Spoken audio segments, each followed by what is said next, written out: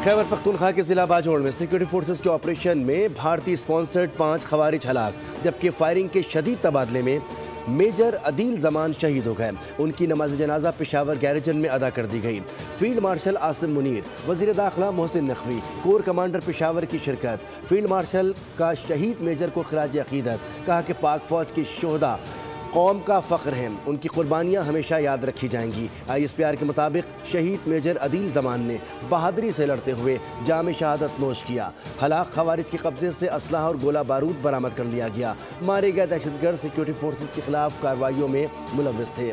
सदर, वज़ीर आज़म और वज़ीर दाखिला का शहीद मेजर को खिराज अकीदत, बुलंदी दर्जात के लिए दुआ, अहल खाना से इजहार ताज़ियत।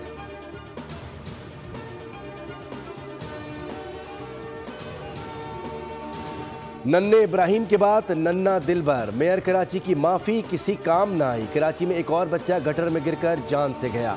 8 साला Dilbar Ali Korangi Mehran town sector 6G के मेन हॉल में गिरा और जान से गया। बच्चे गली में खेल रहे थे। वालिद ने बताया कि दिलबर मेरा इकलौता बेटा था, अगले महीने स्कूल में दाखिला करवाना था। 1 महीना कबल गटर की सफाई के लिए ढक्कन हटाए गए थे। सफाई तो हो गई लेकिन ढक्कन किसी ने नहीं लगाया। कराची के मेन होल्स और नालों में गिर कर जाँ बहक होने वालों का ये 27वां, जबकि कोरंगी में मुसलसल 3रा वाक़या है। Deputy mayor Karachi Salman Abdullah Mehran town पहुँच गए। दिलबर अली के और उनके अहल खाना से इजहार अफसोस, कहा कि गटर के ढक्कन फराहम किए गए हैं तो लगे क्यों नहीं।